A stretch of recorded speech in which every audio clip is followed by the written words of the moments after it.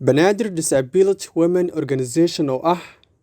urur ay ku midoobeen haweenka naafada Soomaaliyeed ee ku nool magaalada Muqdisho ayaa maanta magaalada Muqdisho ku qabtay xuska maalinta caalamiga ee haweenka adduunka. Halkudhiga sanadkan ayaa ahaa sinaanta jinsiga maanta si ay berito u noqoto mid waarta. Waa halkudhiga ay qaramada midoobay sanadkan u dooratay in lagu xuso maalinta caalamiga ee haweenka adduunka. Ugu horeyn goobta waxaa ka hadashay gudoomiyaha ururka Marwa Xalaawi Sheekh Daahir. حقوق الإنسان كوزارة هوينك صوماليات هنقطة هوينك قبل بنادر هنقطة هوينك قرنك هنقطة هيئة هنقطة وزارة حقوق الإنسان أنت بدمر واحد هيئة هاس أنت بمؤقد دمر كنافذة أمانتها حق ودنا كمهلان كمان قيب قليان فرصدها الشقاء وحبر الشق السياسة كما قيب قليان حقوقدii dadka naafada ay lahayd sharcigaas kuma ilaaliso dawladda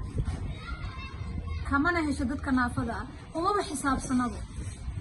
hami ahaan way og yihiin fikrad ahaan way og yihiin inay maartay arbidi dawladda soo saxiixday laakiin wax fulin ah ma laha sharciga caalamiga adduunka naafada uu u qorsheeyay ayaa jiro sharcigaas si arbidi Soomaaliya dawladii soo saxiixay ay kamid tahay laakiin حقوقدii dadka naafada ay lahayd sharcigaas kuma ilaaliso dawladda